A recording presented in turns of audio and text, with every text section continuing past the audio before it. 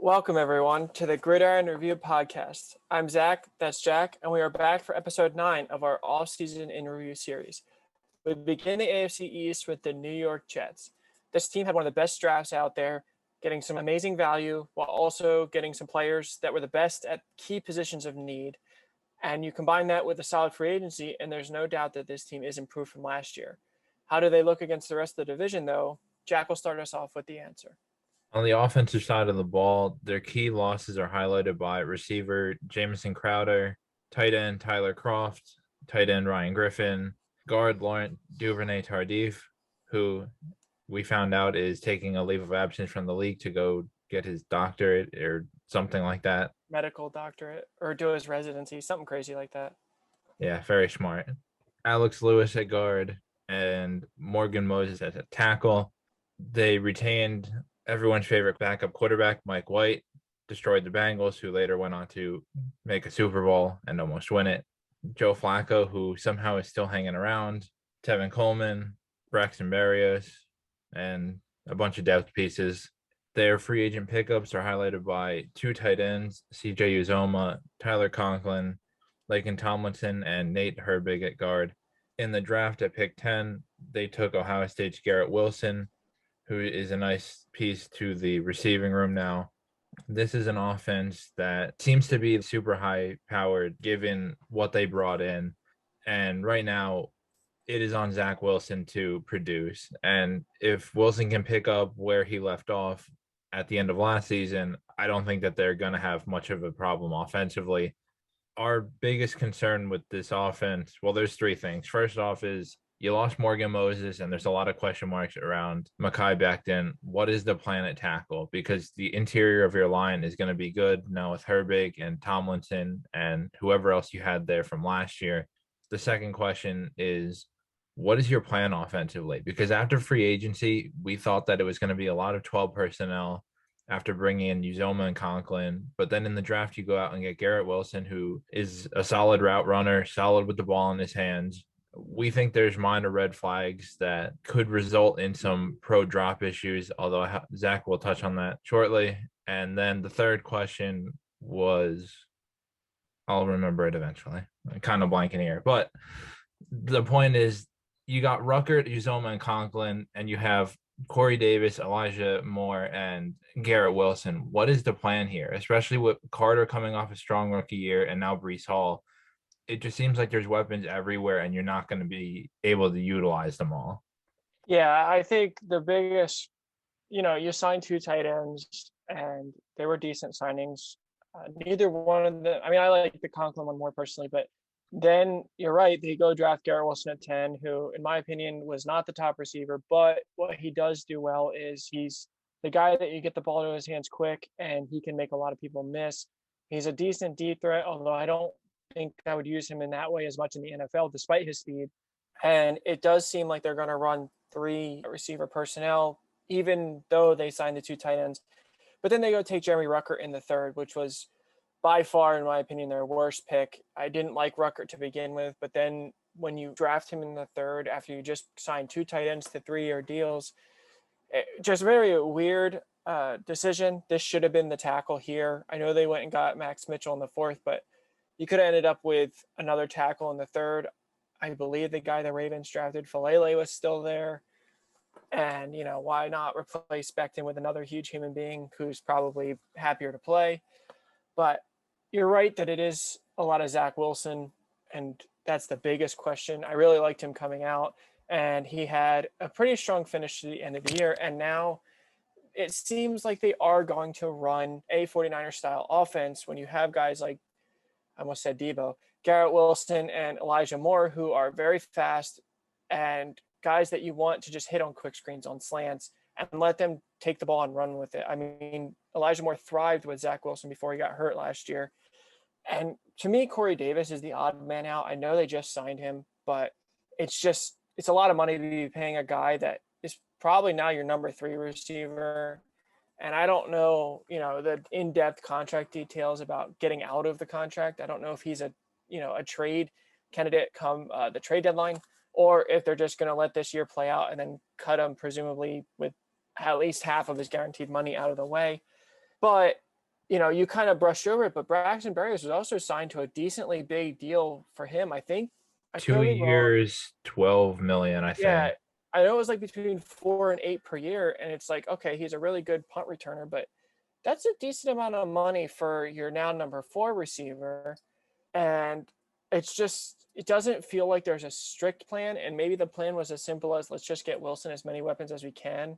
But I do think the offensive tackle is going to come back and bite them. The fact that they went, their first 4 picks were amazing. But we'll get to the defensive side. But the Ruckert pick really stands out as a weird one. I know some people like Ruckert more than I did, but just even if it was another receiver, I guess that would have made more sense in my head. The tight end was the one position where I didn't feel like, if you wanted to throw a dart in the 4th or the 5th round, okay, that's fine. You get a third tight end insurance, but the 3rd round in the NFL, those are guys that you expect to start within, a year or 2. And you have both of your tight ends signed for 3 years. That was the only head scratcher in what was an otherwise very strong draft class, one of the best. And offensively, what was a pretty decent offseason as far as additions go. Like I said, the only issue being, as you've noted many times, Zack Wilson is not guaranteed to be protected.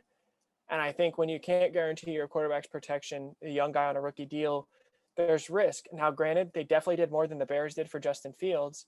You can't argue that. But, your blindside tackle is a big deal. And I would have rather seen them gone and got a tackle instead of one of the guards. But that's besides the point. We can't take away what was a very strong surrounding of Zack Wilson with weapons. But on the defensive side, they re-signed Tim Warren, Javelin Guidry, and Elijah Riley, depth pieces. They lost Foley Fudakasi, Kyle Phillips, Gerard Davis, Zane Lewis, and Marcus May. Obviously, the big name that stands out there is May.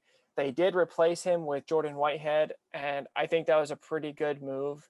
May did sign for a lot of money, and I don't remember what the Whitehead deal was specifically, but I doubt it was anywhere near what May got. And I think Whitehead is a very underrated safety in the league. They also added Solomon Thomas, another massively underrated signing. I know he was kind of a bust, but if you look at his numbers, he's actually been quite solid. He's not worth a 30 overall pick, but his numbers are, average starter in the NFL at the tackle position. But now he reunites with the guy that drafted him and scouted him. And I think there's a strong chance that another level might be unlocked playing next to Quinnen Williams. Maybe he finally realizes his potential or something closer to what he was drafted. And I think there's a low risk, massive reward signing. They also went with DJ Reed, Marcel Harris, Jake Martin, and Vinny Curry to round out their defensive free agent additions. In the draft, they went and got dripped up with the sauce, Ahmad Gardner. And then they had one of the best moves in the whole draft, trading back into the first for their 3rd pick with Jermaine Johnson, who fell to 26. Amazing value. The best run defender at the edge position, in my opinion, in the draft, and a guy that has a lot of pass rushing upside. He can give you valuable minutes, valuable snaps right away. And then they also went with Michael Clemens in the 4th. That was an okay pick. Wasn't horrible, wasn't great. Jack, do you want to discuss the shape of the defense? Yeah. So for us, when we went through and did mock drafts and everything pre-draft, it was, if you take an edge with your first 2 picks, it's a mistake. It never made sense to do it with how much money you had invested in the D-line from not just this offseason, but from last offseason with John Franklin Meyer, Carl Lawson, this year Solomon Thomas. You got to pay Quinnen. There's money all across that front, and it did not make sense to bring in a rookie. The fact that you can come in at 26 with the Titans in a draft year where trade value was probably the lowest it's been in who knows how long. Getting Jermaine at 26 for pretty much pocket change was a steal, and I have no issue with that at that point. And, it seems like the Jets could be in a better place to run a 3-4. I don't think Saleh is going to change. I think that it would be smart of him, but that's even if he's still calling the defense. He could just take on head coaching responsibility. But your D-line, I mean, down the line, it is going to be an issue, and I think you need to find a way to restructure some of those deals or move some of those pieces, because it seems like everyone too deep is getting paid or needs to be paid on that line.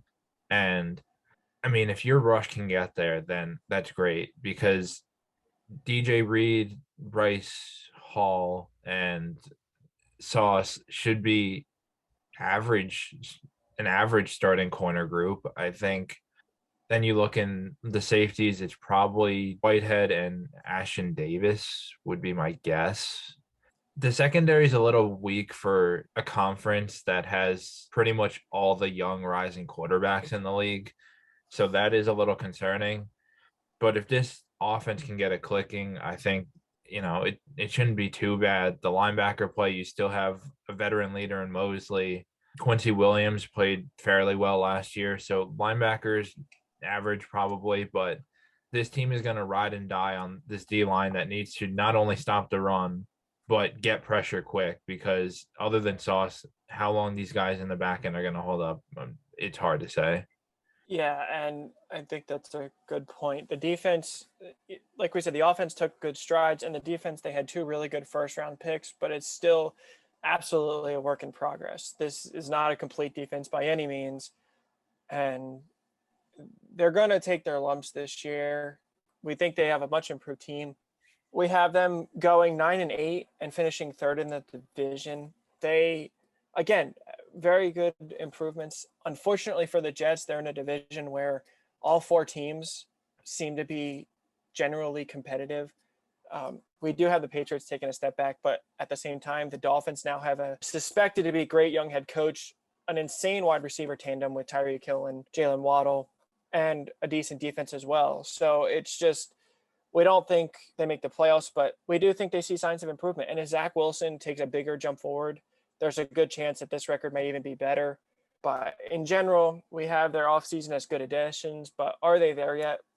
We don't think so. We think they're still probably a year away to continue building the defense up and to figure out the offensive identity, because I'm not sure that they have an exact idea yet.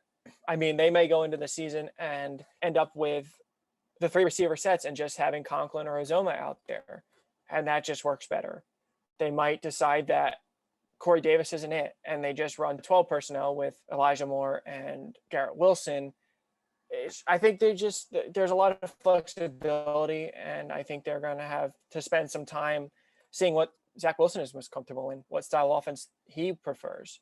But for the record, as we noted I forget when we talked about this, Wilson did fly out to all of the different weapons and work with them at his own dollar.